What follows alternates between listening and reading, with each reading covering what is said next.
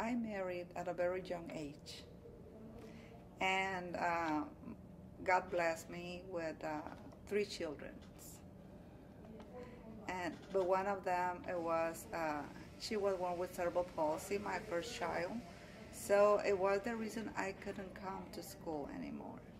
I had to dedicate myself to work, to raise my kids, along with my wonderful husband.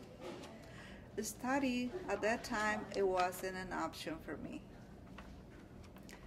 And but when my youngest got married, I decided to come back to school.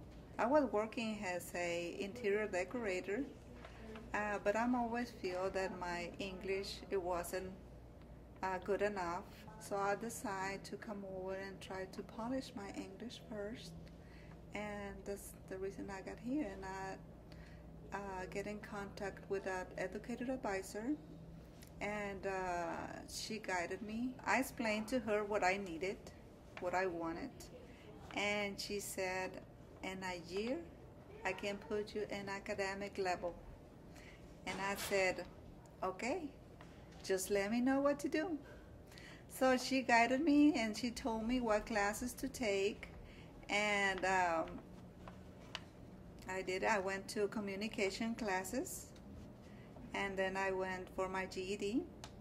I got my GED. I'm bilingual now. I'm so proud of that. They told me about the ECG program. She invited me to come over and try, make the test and see if I qualify for the program, which I did. Yeah, I did. So I got my scholarship. I'm always was very interested on the medical area. The program has opened the door for me. Now I feel more confident, and I feel like I can get a job as an electrocardiograph technician. The college, it has some scholarship or grants that they can offer.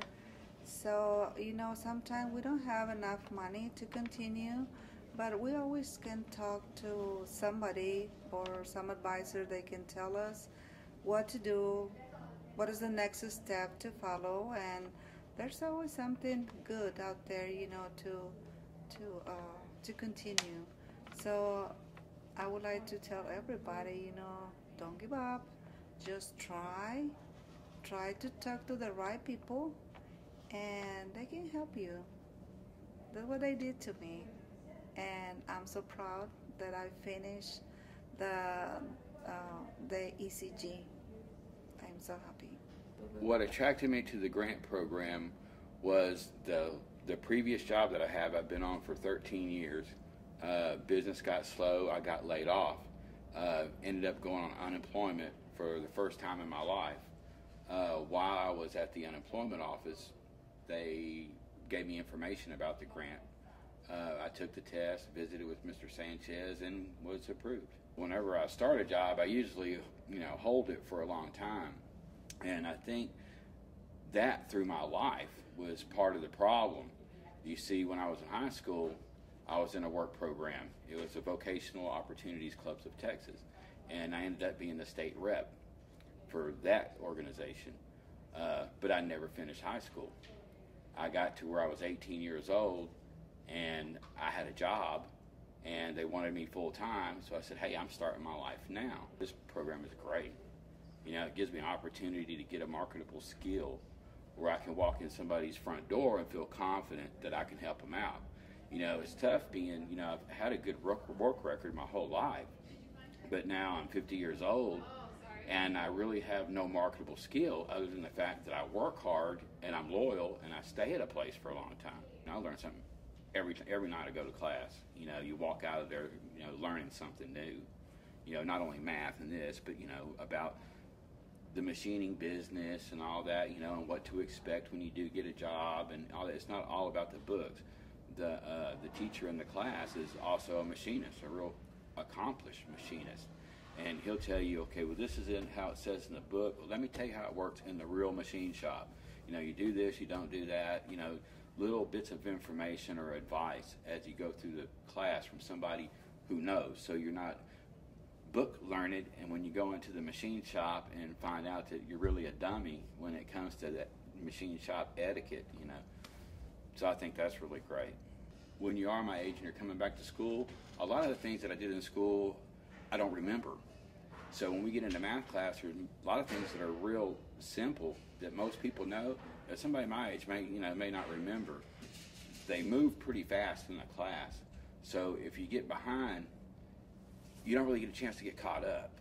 And if you're in the support class, you can go right to the thing that's causing you problems, and she'll help you with the thing that's causing you the problems, and bam, you're back on track. And when you get to class that evening, you're up to speed with everybody else. He may lose you at some point, down the line, but you always have your support class to come back and, get you caught up to where you need to be. So I think a lot of people, that class should be a lot fuller than it is. I think anybody going to school, if they had a chance to go to a support class, they should do it. My experience at Lone Star College overall has been a great one. I haven't met anybody that's been unfriendly. I haven't met anybody that didn't seem like they wanted to help me. That's a great thing. I just like more people to know that, about these grants and, hey, everybody's living longer now. You need to be prepared to live longer. And older people, like me, that are 50 years old, like I said, that have the work history that I do, they need to understand that they can, get out of where they are and do something a lot better, especially if you come from the 70s crowd where a lot of people, just quit high school and entered a career.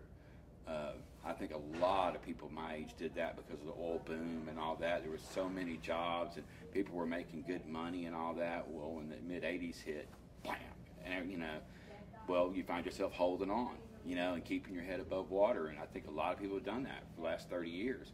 And I think it'd be great for them to have an opportunity, to get an education, to further themselves, to make their later years, a lot more productive than their earlier ones.